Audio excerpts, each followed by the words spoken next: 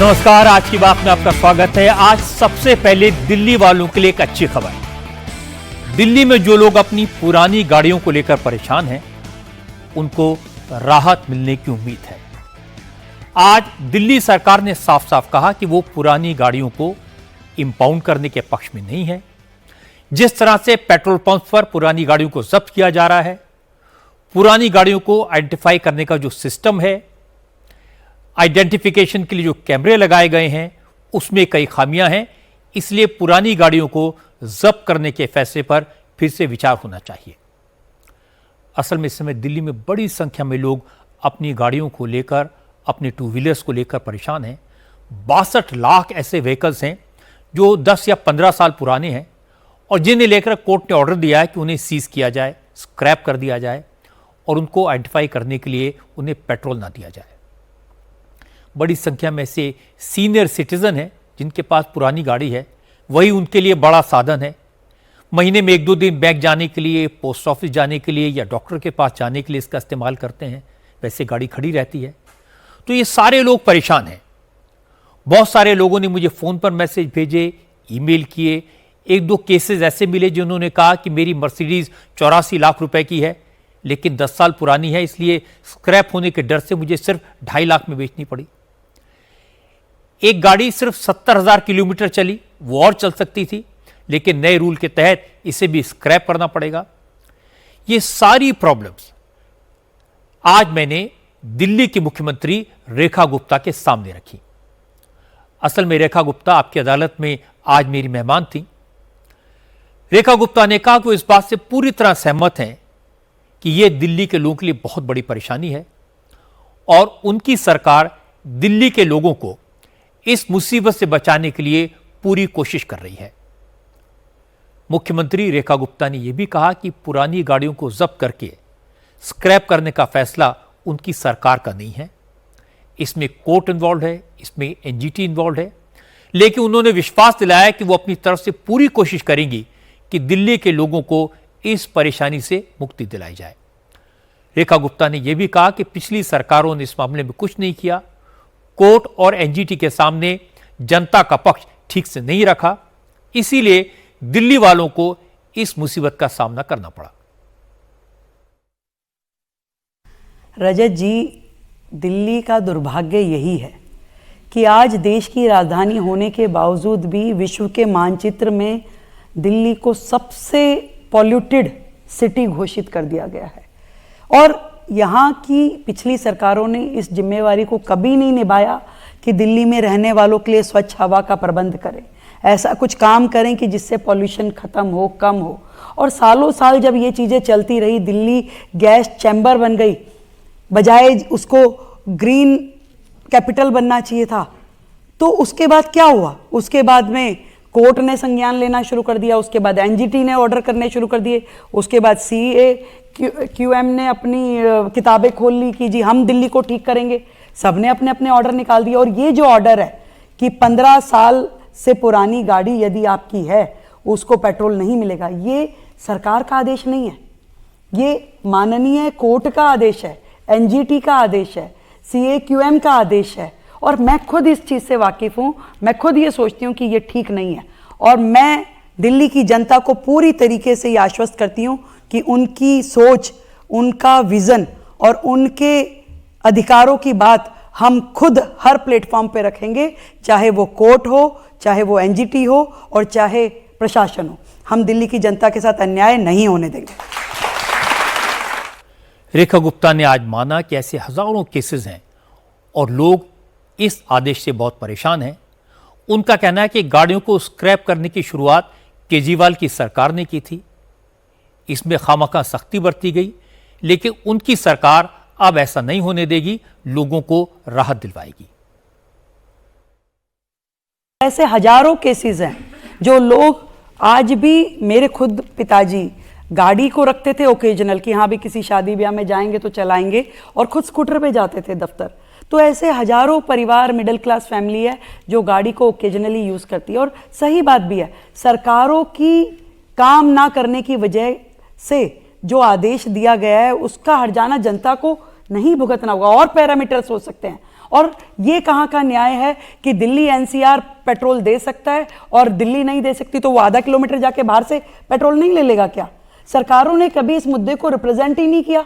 ये खुद की उनकी एक्सेप्टेंस है। ये खुद पिछली सरकार केजरीवाल साहब ने जो गाड़ियों को स्क्रैप करने का आदेश खुद बनाया, उन्होंने पिछले 1.5 साल से यहाँ स्क्रैप कर रहे थे वो गाड़ियों को, और ऐसे उठा के लेके जाते हैं जैसे कि बिल्कुल कोई रेड कर दी है, और वहां जाते हैं, उनकी गाड़ी उठाते हैं और अगले दिन पता चलता है स्क्रैप हो गई।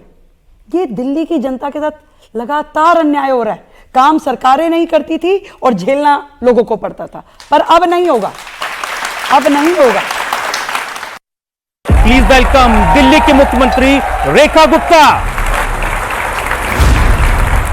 आम आदमी पार्टी के लोग कहते हैं कि दिल्ली के लोगों ने इनको नहीं चुना, इन्हें दिल्ली पर थोप दिया गया मुख्यमंत्री के तौर पर। ये भारतीय नारी है, ये अपना हुनर जानती है, जिस ओर से निकल जाएगी अपना रास्ता बना ही लेगी।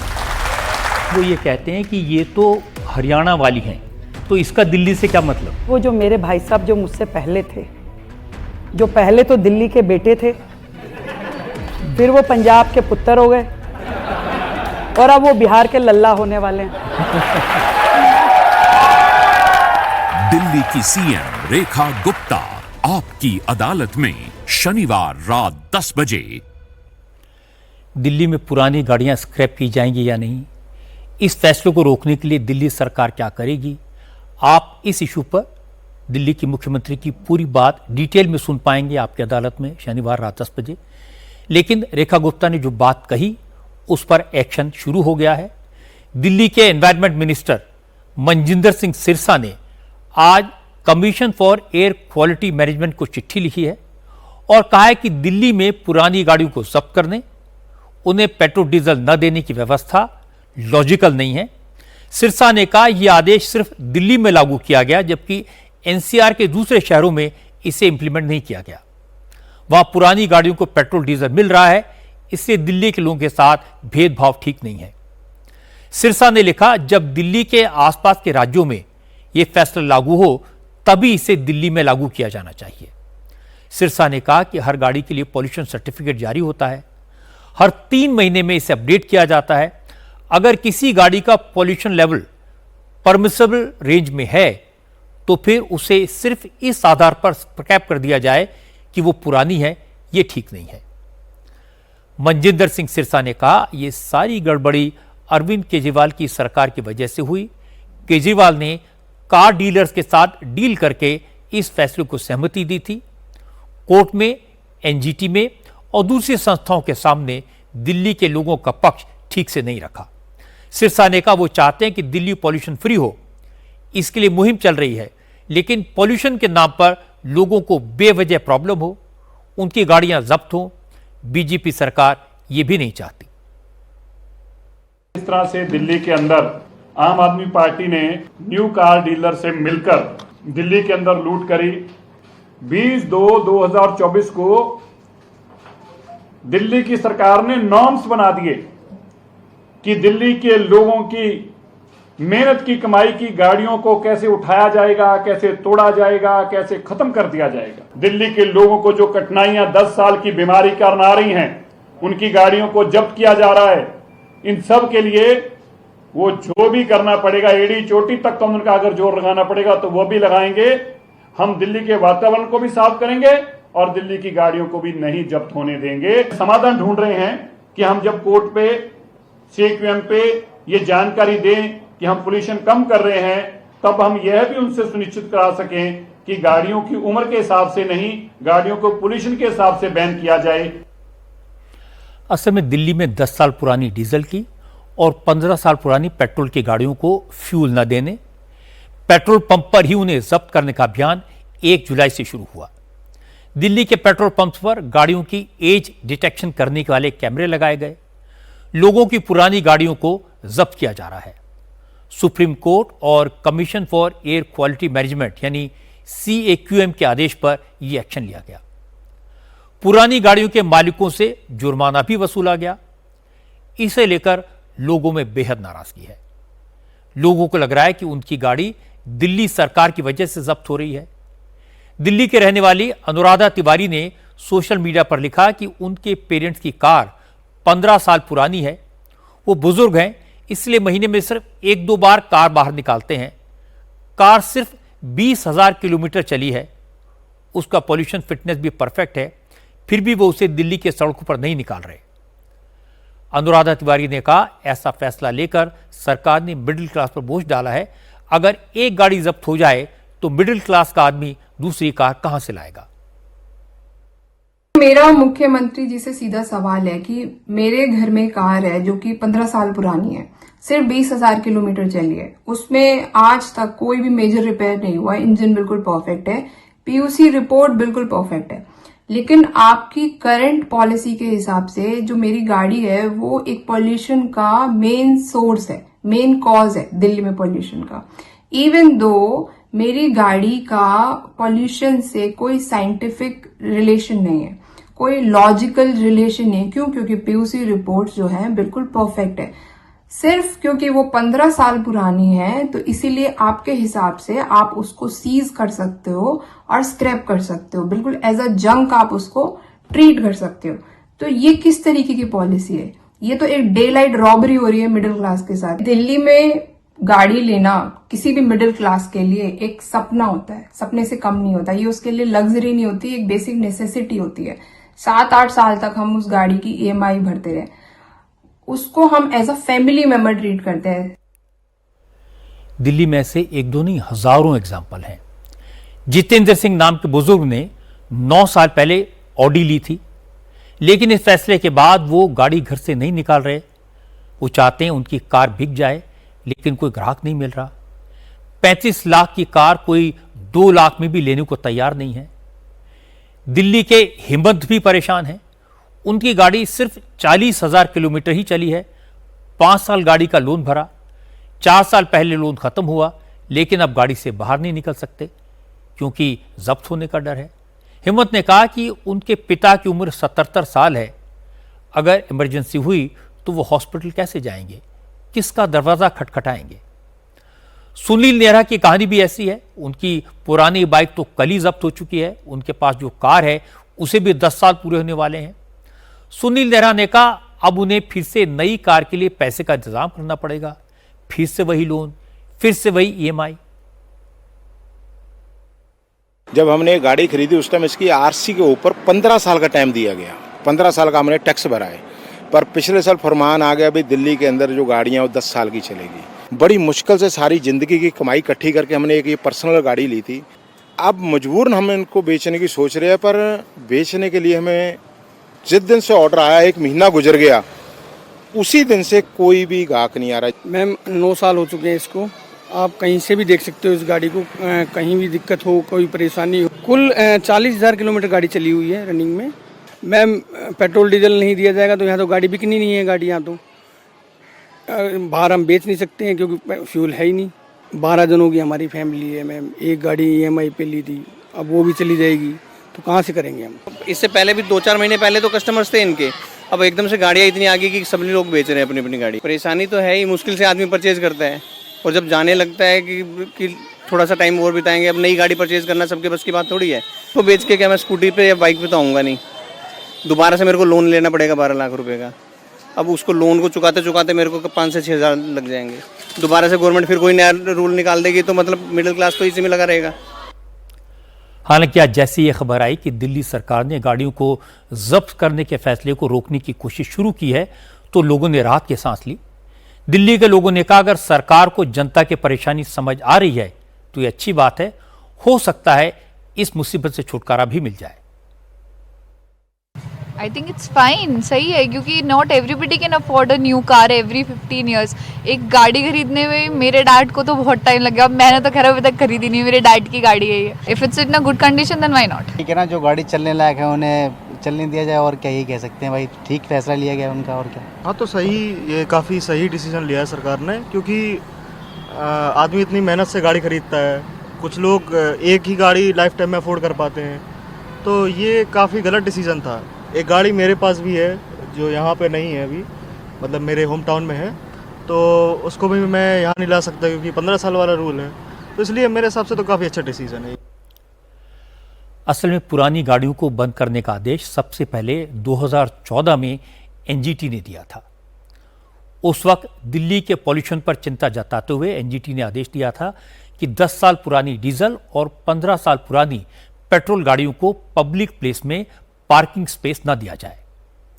2018 में सुप्रीम कोर्ट ने आदेश दिया कि दिल्ली से 10 साल पुरानी डीजल और 15 साल पुरानी पेट्रोल गाड़ियों को हटाया जाए।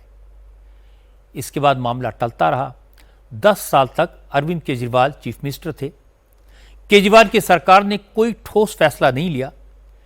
तो 2025 में commission for air quality management ने सुप्रीम कोर्ट के फैसले को इंप्लीमेंट करने का आदेश दे दिया। पुरानी गाड़ियों को पेट्रोल डीजल न देने का फरमान सुना दिया। दिल्ली के सभी पेट्रोल पंप्स पर कैमरे लगा दिए गए, पुलिस तैनात कर दी गई और कल तक 158 गाड़ियां जब्त हो चुकी थी। यह सिलसिला आज भी जारी रहा। लोगों में पैनिक है, इसलिए दिल्ली सरकार ने अब इस फैसले का विरोध किया है।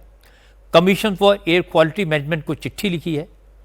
हालांकि इस मामले में एनजीटी का ऑर्डर है, सुप्रीम कोर्ट का ऑर्डर है, इसलिए इसे सुलझने में वक्त लग सकता है। लेकिन एक बात समझ नहीं आई कि केजरीवाल की सरकार ने एनजीटी और कोर्ट में यह तर्क क्यों नहीं रखा कि अगर पॉल्यूशन कम करना है तो उन गाड़ियों को बंद करो जो पॉल्यूशन फैलाती हैं।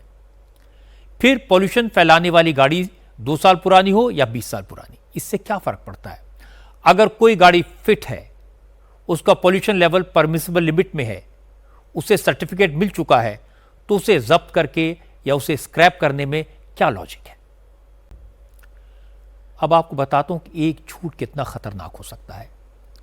मुजफ्फरनगर में पंडित जी वैष्णव ढाबा का नाम पूरा देश जान चुका है। विवाद इस बात पर हो रहा है कि इस ढाबे पर कुछ हिंदूवादी कार्यकर्ताओं ने हंगामा किया। यह भी कहा गया कि गोपाल नाम के शख्स की पैंट उतारकर उसका मजहब चेक किया। आज गोपाल फिर सामने आया। उसने मान लिया कि वो तजम्मुल है। उसे गोपाल नाम तो पंडित जी ने दिया था। हमारे संवाददाता कुमार सोनू ने गोपाल से पूछा, ये पंडित जी कौन है? तो गोपाल ने बताया कि पंडित जी का मतलब सन्नवर। तजम्मुल ने कहा कि सन्नवर खुद पंडित जी बना हुआ था और उसका नाम गोपाल रख दिया था, जिससे कांवड़ यात्रा के दौरान उनका ढाबा चल सके, उस पर ग्राहक आ जाएं। हालांकि कल मैंने आज की बात में आपको डिटेल में बता दिया था कि खुद को गोपाल बताने वाले असल में साहब तजम्मुल हैं।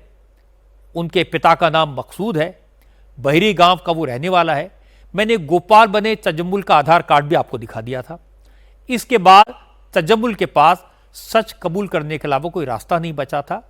क्योंकि मामला काफ़ी गर्म हो गया था, काफ़ी बड़ा विवाद खड़ा हो गया था, इसलिए कल रात ही पुलिस तजम्मुल के घर पहुंच गई। इसके बाद आज हमारे संवाददाता कुमार सोनू ने भी तजम्मुल से गोपाल बने इस शख्स को पकड़ा। तजम्मुल ने जो कहानी बताई वो और भी हैरान करने वाली है। उसने कहा सन्नवर ही ढाबा चलाता है, वही मालिक है। कांवड़ यात्रा के दौरान ढाबा चल सके इसलिए ढाबे वाले अपनी पहचान छुपाते हैं, अपने यहां काम करने वाले कर्मचारियों के नाम भी बदल देते हैं। इसीलिए सन्नवर पंडित जी बन गया और उसने ढाबे का नाम पंडित जी ढाबा रख दिया। सन्नवर ने ही 1.5 महीने पहले उसे काम के लिए बुलाया था और उसका नाम गोपाल रख दिया।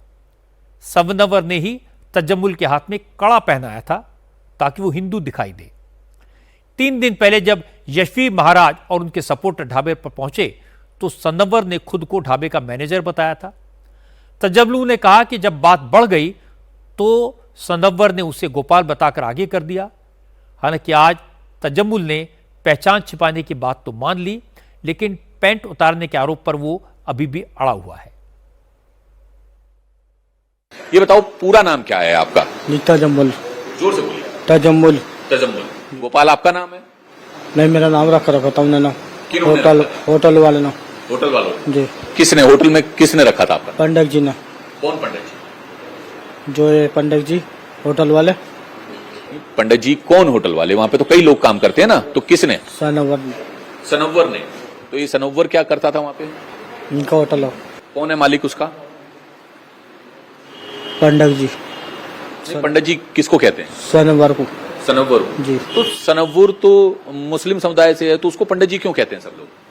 रख रखा अपना नाम देखो ना। अच्छा, उसने अपना नाम भी पंडित जी रख रखा? पंडित जी ढापा लिख रखा अपना नाम। हाँ। उसको। और आपका नाम गोपाल रख दिया?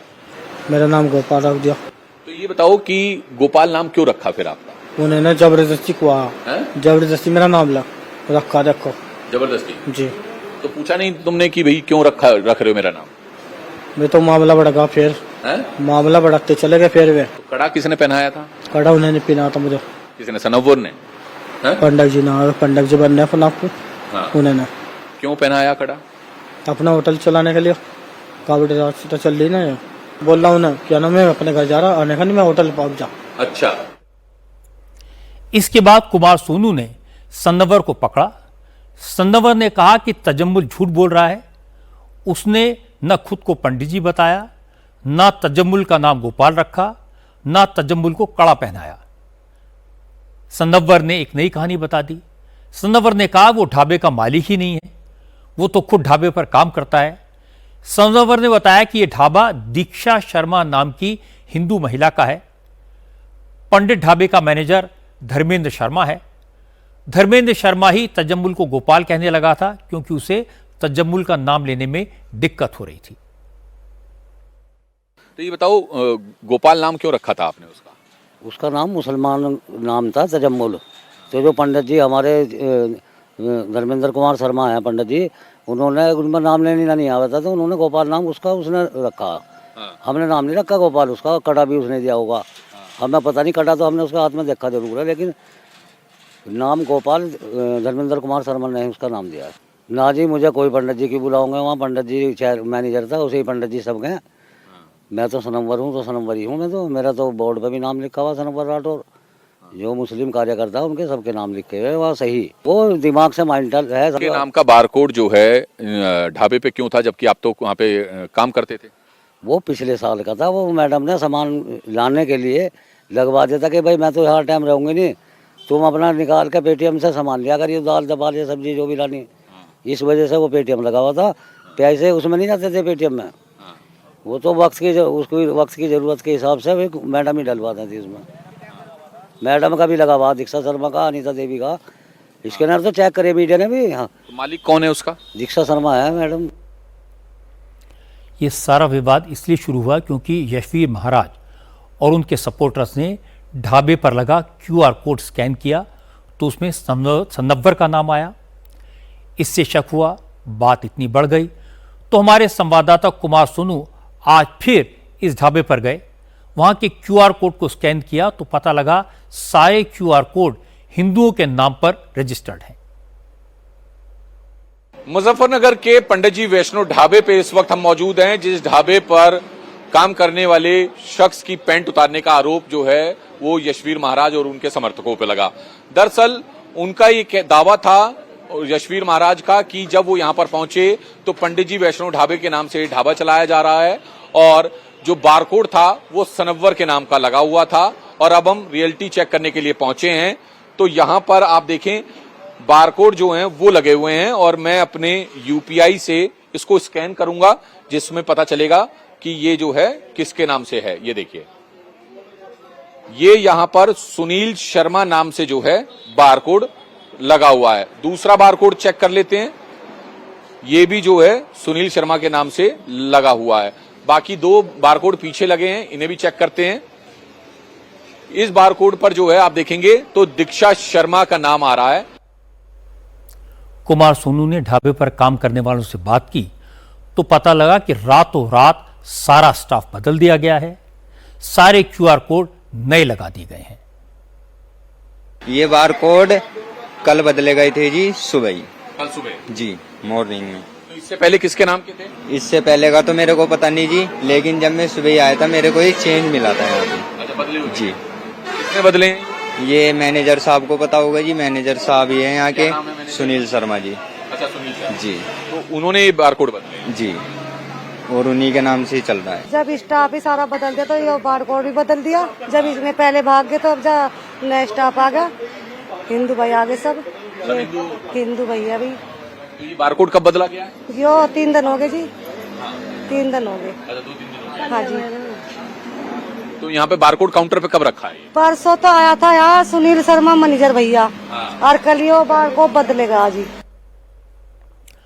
अब लेटेस्ट अपडेट यह है कि मुजफ्फरनगर में पंडित जी वैष्णो ढाबा बंद कर दिया गया है। आज शाम को इस ढाबे पर मालिक ने ताला लगा दिया, लेकिन सारे पक्षों की बात सुनने के बाद ये क्लियर हो गया कि यह मामला ढाबा किराए पर देने का है। ढाबे का रजिस्ट्रेशन किसी और के नाम पर है, चला कोई और रहा था। जिसने किराए पर लिया वो मुस्लिम था। चूंकि ढाबा कांवड़ रूट पर है, इस रूट पर ज्यादातर तीर्थयात्री गुजरते हैं, इसलिए सन्नवर ने अपना और ढाबे के स्टाफ का नाम बदलकर हिंदू रख लिया। जब पकड़े गए तो हल्ला मचा दिया कि पैंट उतरवाकर मजहब चेक किया गया। कुल मिलाकर बदमाशी सन्नवर और तजम्मुल की है, जो पंडित जी और गोपाल बने हुए थे। तजम्मुल तो गोपाल बनकर तब तक झूठ बोलता रहा जब तक उसका आधार कार्ड बरामद नहीं हो गया, लेकिन अब असलियत सामने आ गई। इसलिए अब एसटी हसन, रविदास मल्होत्रा और असदुद्दीन ओवैसी जैसे नेताओं से पूछना चाहिए कि वो अब तजम्मुल उर्फ गोपाल का सपोर्ट करेंगे या नहीं। मुझे लगता है कि नेताओं को इस तरह के सेंसिटिव मामलों में रिएक्ट करने से पहले थोड़ा रुकना चाहिए, सोचना चाहिए, हकीकत जानने की कोशिश करनी चाहिए, क्योंकि इस तरह के बयानों से, उनकी बातों से माहौल खराब होता है और छवि पूरे देश की खराब होती है। अब खबर बंगाल से। मालदा कोर्ट ने बंगाल में 4 साल पहले हुए असेंबली इलेक्शन के बाद हुई हिंसा के केस में रफीकुल इस्लाम नाम के शख्स को 9 साल की बच्ची के रेप के आरोप में दोषी ठहरा दिया। रेप के केस में कोर्ट के फैसले आते रहते हैं, लेकिन यह फैसला इसलिए बड़ा है क्योंकि रफीकुल इस्लाम ने 9 साल की मासूम बच्ची के साथ बलात्कार इसलिए किया था क्योंकि उसके माता पिता बीजेपी के सपोर्टर हैं, उन्होंने बीजेपी को वोट दिया था। रफीकुल इस्लाम रिटायर्ड टीचर है, तृणमूल कांग्रेस का सपोर्टर है। वो 2021 के असेंबली इलेक्शन में ममता की पार्टी का प्रचार कर रहा था, लेकिन इस बच्ची के परिवार वालों ने रफीकुल इस्लाम की अपील के बावजूद बीजेपी को वोट दिया था। बस इसी बात से रफीकुल इस्लाम चिढ़ गया और उसने परिवार से बदला लेने के लिए बच्ची को निशाना बनाया। जब बच्ची के पेरेंट्स मजदूरी करने गए थे, उसी वक्त रफीकुल इस्लाम बच्ची को एक कमरे में ले गया और उसके साथ हैवानियत की। यह केस कोर्ट के आदेश पर सीबीआई को ट्रांसफर किया गया। सीबीआई ने जांच की, 22 लोगों की गवाही हुई। इन गवाहों में सबसे अहम थी रेप की शिकार बच्ची की नाबालिग कजन। उसने रफीकुल को बच्ची को घर के अंदर ले जाते हुए देखा था। इसके बाद कोर्ट ने रफीकुल इस्लाम को 4वीं कक्षा में पढ़ने वाली 9 साल की बच्ची के रेप के इल्जाम में दोषी ठहरा दिया। अदालत कल 4 जुलाई को रफीकुल इस्लाम की सजा का ऐलान करेगी। सीबीआई की तरफ से केस लड़ रहे वकील अमिताभ मित्रा ने कहा, रफीकुल के लिए कड़ी सजा की मांग करेंगे। 2021 सालेर जून मासे 2021 से ये केस चल रहा था। 22 गवाह थे। उन सारे गवाहों के बाद सुनते हुए कोर्ट ने आरोपी को दोषी पाया। 2021 के चुनाव में विक्टिम के परिवार ने बीजेपी को समर्थन दिया था। आरोपी के परिवार इसीलिए काफी दिनों से विक्टिम के परिवार से नाराज था। इस बात के सबूत मिले हैं। आरोपी का परिवार पहले सीपीएम से जुड़ा हुआ था, बाद में टीएमसी में शामिल हो गए।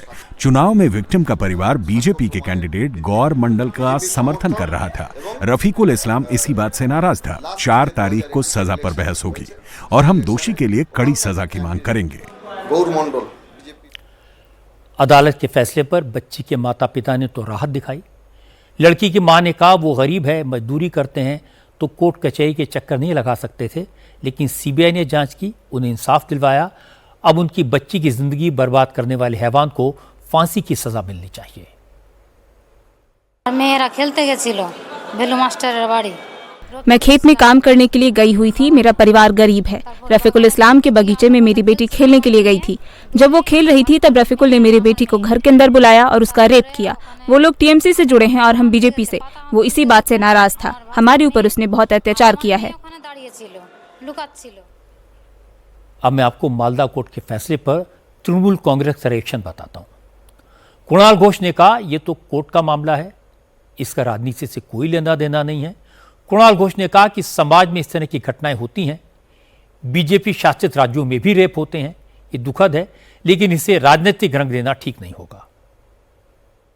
ये तो जुडिशियरी का बात है, ये तो इन्वेस्टिगेशन का बाद कोर्ट में जो फैसला लिया है उनका बात है। तो ये सिर्फ एक पार्टी का ऊपर कोई दोषारोप का बात नहीं है। ये कई जगह पे सोशल क्राइम्स होता है। तो भाजपा स्टेट में देखिए, सीपीएम जमाने में बहुत सारा होता था। एक भी इंसिडेंट अनफॉर्चुनेट है, वो नहीं होना चाहिए। इसका साथ तृणमूल, भाजपा, ये लोकल प्रॉब्लम्स है, एक सोशल क्राइम है। बाद में यहाँ पर पॉलिटिकल जो कलर है वो कुछ लोग वो दे देते हैं। इसका साथ पॉलिटिक्स का क्या है? आज तो सिर्फ एक केस में फैसला आया है, ऐसे 55 मामले हैं। एक और केस में तृणमूल कांग्रेस के 3 नेताओं पर सीबीआई की शिकंजा कस गया है। सीबीआई ने बीजेपी नेता अभिजीत सरकार की हत्या के केस में तृणमूल विधायक परेश पॉल, पार्षद स्वप्न समद्दर और पापिया घोष को आरोपी बनाया है। कोर्ट में दाखिल की गई सप्लीमेंट्री चार्जशीट में इन तीनों नेताओं के नाम हैं। इस सप्लीमेंट्री चार्जशीट में 3 पुलिस अफसरों समेत कुल 18 लोगों के नाम जोड़े गए हैं। असल में 2 मई 2021 को कोलकाता के कंकुरगाछी इलाके में बीजेपी नेता अभिजीत सरकार की पीट कर हत्या कर दी गई थी। बंगाल के चुनाव के नतीजे आने के बाद हिंसा बड़े पैमाने पर हुई थी। कोलकाता में अभिजीत सरकार तृणमूल कांग्रेस के कार्यकर्ताओं की गुंडागर्दी का वीडियो बना रहा था। इससे तृणमूल कांग्रेस के कार्यकर्ता नाराज हो गए। अभिजीत सरकार के भाई विश्वजीत सरकार ने बताया कि ममता बनर्जी के सपोर्टर्स ने घर में घुसकर उन्हें और उनकी मां को बुरी तरह पीटा और इसके बाद अभिजीत की हत्या कर दी। विश्वजीत सरकार ने कहा, चुनाव के दौरान ही ये तीनों नेता बीजेपी सपोर्टर्स को धमकी दे रहे थे और चुनाव जीतने के बाद उन्होंने ये करके दिखा दिया। 4 साल बाद, क्योंकि ये लोग क्षमताशाली है, पद पे बैठा हुआ है, तो ये केस का बारे में ये लोग तो सभी, तो जितना भी प्रमाण है ये लोग छुपा के रखेगा। उसको ढूंढते इतना साल लग गया, मगर ठीक है, अभी चला आया चार्जशीट। सपन समद्दर, पापिया घोष, ये लोग तो मिल के वोट इलेक्शन से पहले ये लोग यहाँ पे मीटिंग किया था और उस मीटिंग से तो बोल ही दिया था कि 2 तारीख के बाद हम लोगों को मार डालेगा। तो ही तो किया है। तो ये जो पूरा प्लान, जो घटना घटा है, 3MC का एमएलए, काउंसिलर परेश पाल, सपन समद्दर, पापिया घोष, ये तीनों और नारकेलडांगा थाना का ओसी रत्ना सरकार, दीपंकर, पूरा नारकेलडांगा थाना मिलके, यानी कि पुलिस पर्सन और यहाँ पॉलिटिकल पर्सन मिलके इतना बड़ा हिंसा यहाँ पे तैयारी किया था ताकि कोई यहाँ पे बीजेपी ना करे। ये इतना बड़ा घटना देख के आदमी के मन में डर आ जाए कि बीजेपी करने से ऐसा होगा। बंगाल में चुनावी हिंसा कोई नई बात नहीं है। बड़ी बात यह है कि बंगाल में चुनाव के दौरान हिंसा होती है, नतीजे आने के बाद और ज्यादा होती है। असेंबली इलेक्शन के नतीजे आने के बाद यही हुआ। पंचायत चुनाव के रिजल्ट आने के बाद बीजेपी के टिकट पर जीते ग्राम प्रधानों को तो घर बार छोड़कर भागना पड़ा था। हर बार जीत के नशे में डूबे ममता की पार्टी के लोग गुंडागर्दी करते हैं, बीजेपी के सपोर्टर्स पर हमला करते हैं, बम चलाते हैं, उनके घरों को भी निशाना बनाते हैं और पुलिस कोई एक्शन नहीं लेती। इसीलिए 19 अगस्त 2021 को हाई कोर्ट की 5 जजों की बेंच ने चुनाव के बाद हुई हिंसा में हत्या, रेप और महिलाओं के साथ हुए जुल्म के मामलों की जांच सीबीआई को सौंपने का आदेश दिया। सीबीआई ने 55 केसेस दर्ज किए। इनमें से ज्यादातर मामलों में चार्जशीट दाखिल हो चुकी है, ट्रायल चल रहे हैं। सीबीआई ने अलग अलग कोर्ट्स में स्पेशल काउंसिल अपॉइंट किए हैं और आज पहले केस में बच्ची के साथ रेप के मामले में फैसला आ गया। इसलिए कम से कम अब तृणमूल कांग्रेस के नेताओं को यह कहने का कोई हक नहीं है कि बंगाल में हुई हिंसा में उनकी पार्टी के कार्यकर्ताओं का कोई हाथ नहीं है। आज कर्नाटक से भी हैरान करने वाली खबर आई है।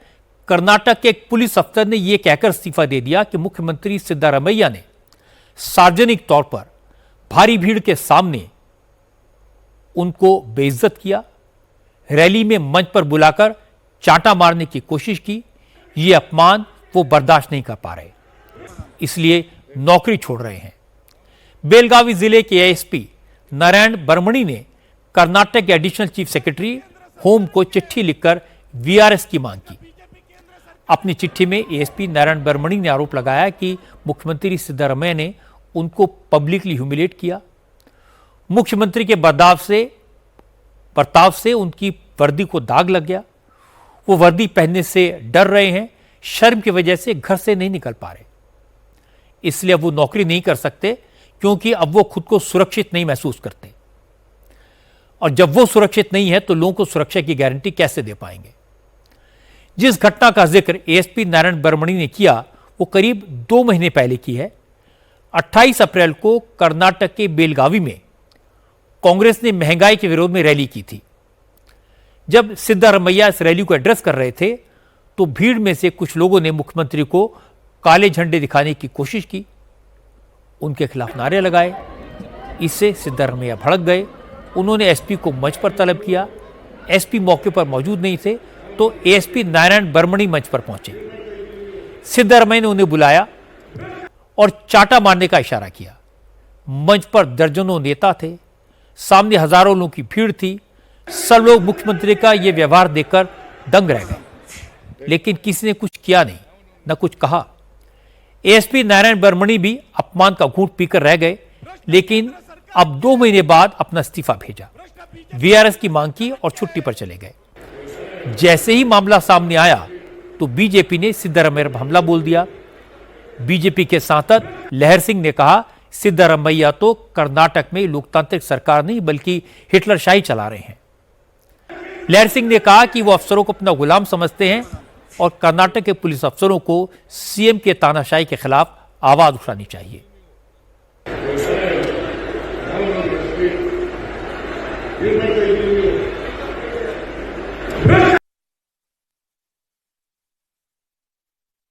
ये बहुत ही शर्मनाक है, बहुत दुखद है। घोर लोहियावादी जो सिद्धरामैया अपने आप को समझते हैं, इतना सामंतवाद का परिचय वो दे रहे हैं। और कहाँ प्रजातंत्र रह गया और कहाँ ये गरीबों के उत्थान की और ओबीसी के उत्थान की बात करते हैं। एक सरेआम एक ऑफिसर को इस तरह से लज्जित करना, मैं सारे पुलिस डिपार्टमेंट को बताना चाहूंगा, सारे पुलिस कर्मचारियों को बताना चाहूंगा, ये कब तक इन राजनेताओं का गुलामी सहन करते रहेंगे? क्या उनका स्वाभिमान कभी जागेगा? नहीं। लेकिन ये उनको स्वयं सोचना है कि क्या भी वो इस करप्ट सिस्टम में शामिल हो गए हैं, इसलिए गाली गलौज का वो जवाब नहीं दे पाते हैं। कोई भी सम्मानजनक व्यक्ति अगर अपना काम सही तरीके से करेगा तो स्वाभिमान बना रहेगा। इसलिए पुलिस डिपार्टमेंट को भी मैं उनको सुझाव देता हूं कि वो अपने आने वाले जनता के लिए ईमानदारी से अगर काम करें तो उनमें ये हिम्मत उस समय आ सकती थी कि मुख्यमंत्री को उसी समय जवाब देकर के वो स्टेज से उतर सकते थे। हालांकि कांग्रेस के नेताओं ने कहा एएसपी नारायण बर्मणी की चिट्ठी के पीछे कोई सियासी साजिश हो सकती है। कांग्रेस के विधायक रिजवान अरशद ने कहा सिद्धारमैया ने रैली में अव्यवस्था के लिए पुलिस अफसर को फटकार लगाई थी, कोई पर्सनल अटैक नहीं किया। फिर भी अगर एएसपी को बुरा लगा था तो उसके तुरंत बाद इस्तीफा दे देते। अब 2 महीने बाद उनका स्वाभिमान क्यों जागा?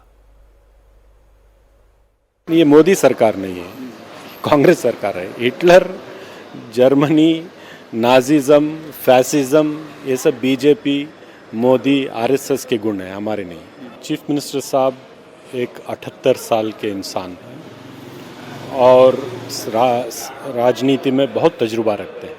अगर किसी वक्त किसी पे गुस्सा कर दिया तो इसका ये मतलब नहीं कि उन्होंने इंसल्ट कर दिया। दूसरा, उनके ऊपर कोई पर्सनल बात तो की नहीं।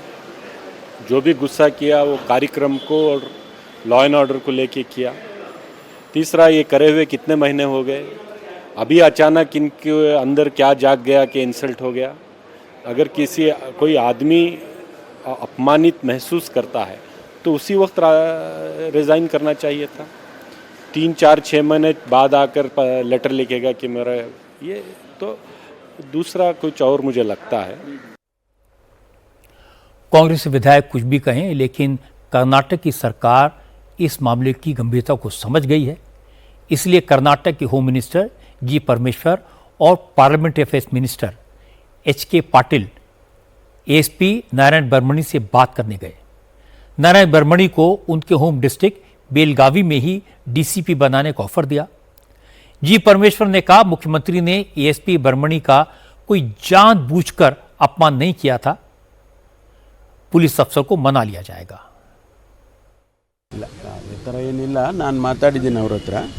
ऐसा कुछ भी नहीं है, मैंने उनसे बात की है, हम उनको पोस्टिंग देंगे। देखिए यहाँ इरादा क्या है ये देखना पड़ेगा। माननीय मुख्यमंत्री का ऐसा कोई इरादा नहीं था।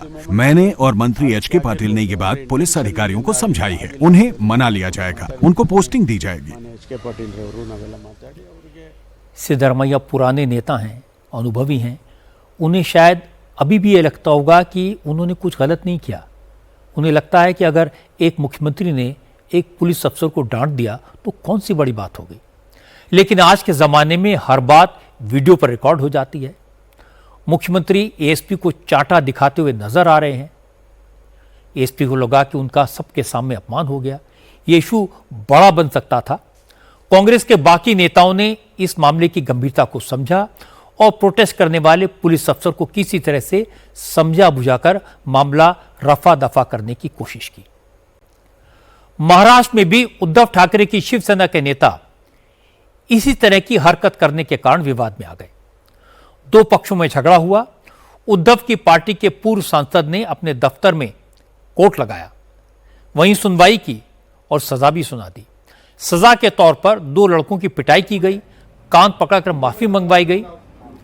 अब इसकी बैकग्राउंड यह है कि संडे की रात ठाणे रेलवे स्टेशन के पास एक मराठी युवक किरण जाधव का मोबाइल फोन के दुकानदार से झगड़ा हो गया। दोनों के बीच मारपीट हो गई।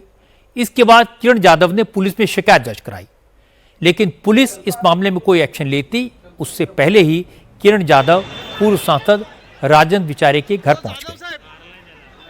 उसने कहा कि नॉन मराठी दुकानदार ने उसकी पिटाई की है। इसके बाद राजन विचारे ने दुकानदार को बुलाया और दुकानदार की बात सुने बगैर ही उसे दोषी करार दे दिया। किरण जाधव के पैर छूकर और कान पकड़कर माफी मांगने का हुक्म सुना दिया।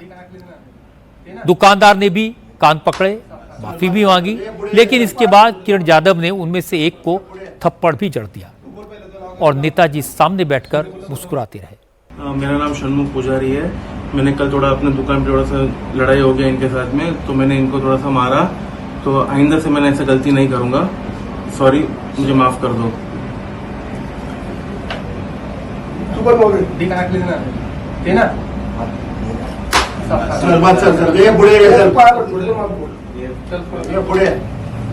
बोल पहले तो नाव नाव बोला था वैसे बोल। सूरज जयसवाल पूरा ठीक से पकड़। सूरज जयसवाल।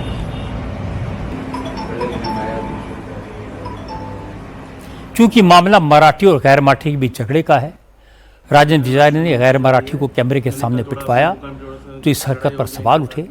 लेकिन उद्धव की पार्टी राजन विचारे के बचाव में खड़ी हो गई। सुनील प्रभु ने कहा कि राजन विचारे के पास लोग अपनी शिकायतें लेकर आते हैं, इसलिए उन्होंने कुछ कहा सुना होगा, लेकिन उनके सामने किसी की पिटाई की गई, ये आरोप गलत है। ये ठाणे शहर के महापौर रह चुके हैं, ठाणे शहर के विधायक रह चुके हैं, 2 बार एमपी रह चुके हैं। ऐसा आदमी जिस तरह से उनके ऊपर आरोप लगाया जाए, ये कोई कृत्य नहीं कर सकता है। ठीक है, लोग प्रतिनिधि है, लोग जाते हैं उनके पास और अपना जो है कुछ अपने ऊपर होना अन्याय वो बोलते हैं, इसीलिए किसी को बुलाकर उसके ऊपर उन्होंने कुछ उनको भाष्य किया होगा तो सही है। लेकिन जिस तरह से उन्होंने मारहाण की, ये जो आरोप लगाया जा रहा है, ये गलत है। बीजेपी और सिंधी शिवसेना के लोग कह रहे हैं कि इनको कानून हाथ में लेने का अधिकार किसने दिया? जो काम पुलिस को करना चाहिए वो नेता क्यों कर रहे हैं? नहीं, वो उन्होंने किया ही नहीं होगा। बीजेपी के लोग झूठा आरोप करते होंगे। नोट करने वाली बात यह है कि कांग्रेस ने इस मामले में उद्धव ठाकरे की पार्टी का समर्थन नहीं किया। नाना पटोले ने साफ कहा कि मराठी और गैर मराठी के नाम पर मारपीट को सही नहीं ठहराया जा सकता, इसलिए इस तरह की हरकत करने वाले के खिलाफ एक्शन होना चाहिए। नाना पटोले ने कहा अगर इस मामले में एक्शन नहीं होता तो साफ हो जाएगा कि सब कुछ सरकार के इशारे पर हो रहा है। हम तो पहले इस घटना का निश्चित करेंगे। इस तरह की घटनाएं होना नहीं चाहिए। सबको अपनी भाषा पे प्रेम रखना कोई गलत नहीं है, और इस तरह से महाराष्ट्र को बदनाम करने का अधिकार भी जिन लोगों ने अपने आप को ही हम ये प्रेमी है वो प्रेमी है ऐसे कर रहे और भाईचारा खत्म करना चाहते हैं, ऐसे लोगों को सपोर्ट करने का कोई कारण नहीं। जिससे महाराष्ट्र की बदनामी हो रही है। सबको अपने अपने भाषा पर प्रेम रखना वो संवैधानिक अधिकार है, पर सरकार अगर कार्रवाई नहीं कर रही हो तो ये समझ लो कि सरकार निर्मित है और महाराष्ट्र को तोड़ना चाहती है। पिछले एक हफ्ते में मराठी और नॉन मराठी के नाम पर मारपीट की गई, कई सारी खबरें आई। राज ठाकरे की पार्टी के कार्यकर्ताओं ने उन दुकानदारों को पीटा जो मराठी नहीं बोल पा रहे थे, और राजन बेचारे ने जो हरकत की वो तो कैमरे में रिकॉर्ड है, आपने देखा है। क्योंकि बीएमसी का इलेक्शन है, उद्धव ठाकरे और राज ठाकरे की पार्टी मराठी और नॉन मराठी की इशू को हवा देने में लगे हैं। नाना पटोले ने इसका विरोध किया। ये इस बात का संकेत है कि बीएमसी के इलेक्शन में महाविकास अघाड़ी में दरार पड़ सकती है। कांग्रेस चुनाव के मैदान में अकेले उतर सकती है, लेकिन मोटी बात यह है, किसी को भी कानून अपने हाथ में लेने का अधिकार नहीं है। बैठ के फैसला सुनाने का, मार पिटाई करवाने का अधिकार नहीं दिया जा सकता। उत्तर प्रदेश के शामली से एक चौंकाने वाली खबर आई। आर्टिफिशियल इंटेलिजेंस की मदद से 2 नाबालिग लड़कों ने समाजवादी पार्टी के सांसद इकर हसन का डीप फेक वीडियो बनाया, उसे सोशल मीडिया अकाउंट पर अपलोड कर दिया। यह वीडियो वायरल हो गया, मामला पुलिस तक पहुंचा। जांच में पता लगा कि इकर हसन का यह अश्लील फेक वीडियो हरियाणा के नू जिले के एक गांव के 2 लड़कों ने बनाया था। लड़कों की उम्र सिर्फ 13-14 साल है, दोनों अनपढ़ हैं। दोनों ने इकर हसन एमपी के नाम से फेसबुक पेज बनाया और फेसबुक पेज पर फॉलोअर्स बढ़ाने के चक्कर में इन लड़कों ने किसी दूसरे की पिक्चर पर इकर हसन की फोटो लगाकर एआई जनरेटेड फर्जी वीडियो बनाकर पोस्ट कर दिया। पुलिस ने पता लगाया कि यह फेक वीडियो नू जिले के इलाके से पोस्ट किया गया। इसके बाद इकर हसन ने नू की कांग्रेस नेता रजिया बानो से कांटेक्ट किया। रजिया बानो ने जांच की तो मालूम हुआ कि इकर हसन को बदनाम करने वाला ये डीप फेक अश्लील वीडियो नू के आमका गांव के 2 लड़कों ने बनाया था। इसके बाद कांग्रेस के नेता रजिया बानो नू के आमका गांव पहुंची।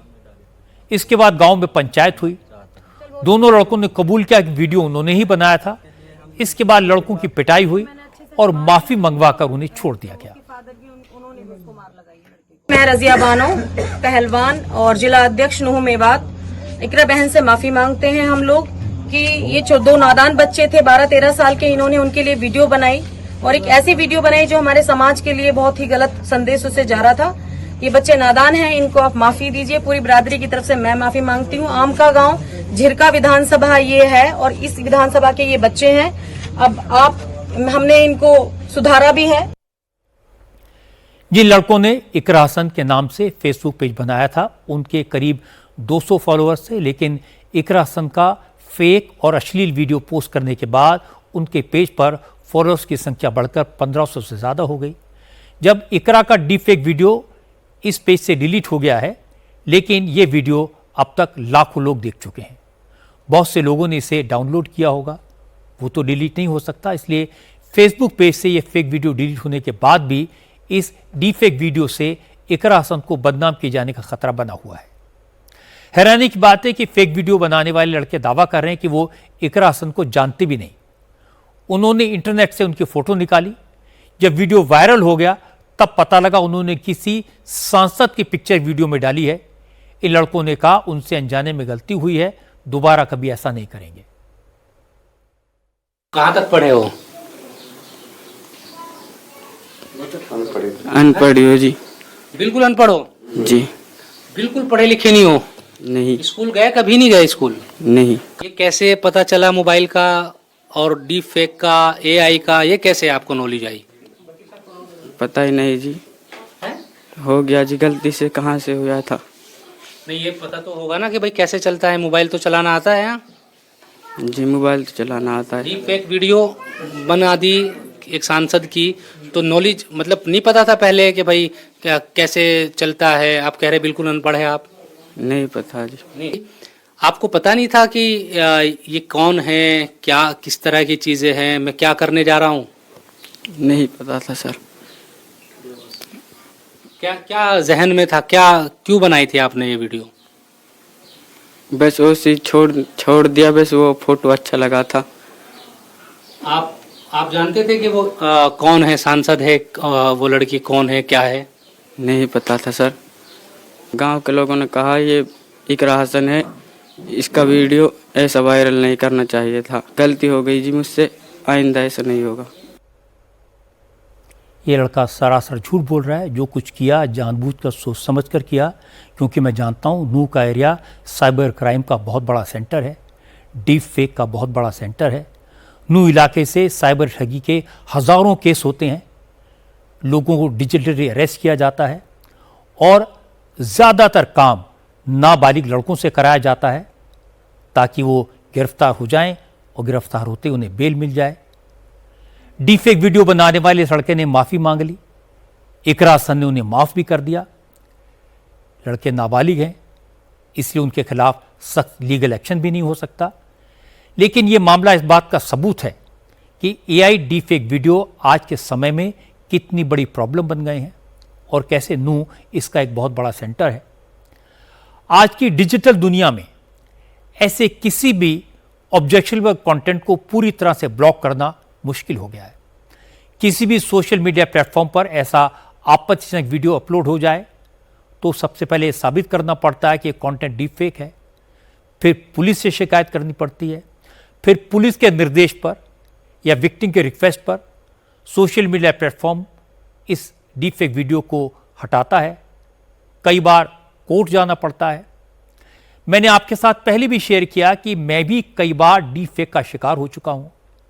मेरे वीडियो पर एआई की साउंड लगाकर मेरे नाम से कभी कोई दवाई बेची जाती है, कभी किसी इन्वेस्टमेंट को प्रमोट किया जाता है। ये वीडियो फेक होते हैं, झूठे होते हैं और कोई ना कोई मुझे इन्फॉर्म करता है। मेरे पास कोर्ट का एक डायनेमिक ऑर्डर है, हम ऐसे वीडियोस को हटवा देते हैं, पर हर थोड़े दिन में फिर कोई नया वीडियो आ जाता है और ये प्रॉब्लम पूरी दुनिया में है और इस पर गहराई से विचार चल रहा है कि इसका इलाज क्या किया जाए। अब मैं आपको दिखाता हूं बिहार में पुलिस शराबबंदी का नाजायज फायदा कैसे उठाती है। शराबबंदी की आड़ में पुलिस वाले किस तरह लोगों को फंसाते हैं, आज इसका सबूत सामने आ गया। मामला बिहार के मुजफ्फरपुर जिले का है। मुजफ्फरपुर के मनियारी थाने की पुलिस ने 21 जून को शराब रखने के जुर्म में संजीव कुमार को जेल भेजा था। संजीव कुमार 4 दिन जेल में रहा, लेकिन अब पता लगा कि संजीव की बाइक पर शराब की बोतल्स पुलिस वालों ने प्लांट की थी। असल में वसूली के चक्कर में पुलिस ने संजीव कुमार को बिना किसी मुकदमे, बिना किसी एफआईआर के पकड़ लिया, उसकी बाइक जब्त कर ली। संजीव कुमार के परिवार वालों थाने पहुंचे। परिवार का कहना है कि संजीव कुमार को छोड़ने के बदले मनियारी थाने के दरोगा ने 30,000 रुपए की रिश्वत मांगी। परिवार ने पैसे देने से इनकार कर दिया तो पुलिस वालों ने संजीव पर शराब रखने का झूठा इल्जाम लगाकर उसे जेल भेज दिया। संजीव जमानत मिलने के बाद उस जगह पहुंचे जहां शराब की बरामदगी दिखाई गई थी। उस इलाके का सीसीटीवी फुटेज चेक किया तो असलियत सामने आ गई। वीडियो में साफ दिखा एक सिपाही ने थानेदार की गाड़ी से एक झोले में रखी शराब की बोतल निकाली, झोले को ले जाकर संजीव की बाइक पर टांगा और फिर बाइक पर टंगी शराब और संजीव कुमार का वीडियो बनाया। फिर पुलिस ने उनको गैर कानूनी रूप से शराब के साथ गिरफ्तार दिखाकर जेल भेज दिया। इस वीडियो के साथ सुजीत ने मुजफ्फरपुर जिले के एसएसपी को, आईजी और बिहार पुलिस के डीजीपी से पुलिस वालों की इस करतूत की शिकायत की। अब इस मामले की जांच के आदेश दिए गए हैं। पुलिस पर अक्सर इस तरह के आरोप लगते हैं कि पुलिस लोगों को झूठे केस में फंसाती है, लेकिन इसका सबूत पहली बार सामने आया। शराब रखने के आरोप में एक बेगुनाह को जेल भेजने वाले पुलिस अफसरों के खिलाफ सख्त कार्रवाई होनी चाहिए, क्योंकि इस तरह के कुछ पुलिस वालों की हरकत से पूरी पुलिस फोर्स बदनाम होती है और पुलिस से लोगों का भरोसा उठता है। आज की बात में इतना ही। मेरे आपसे अगली मुलाकात कल रात 9 बजे होगी। फिलहाल देखिए हमारी स्पेशल रिपोर्ट।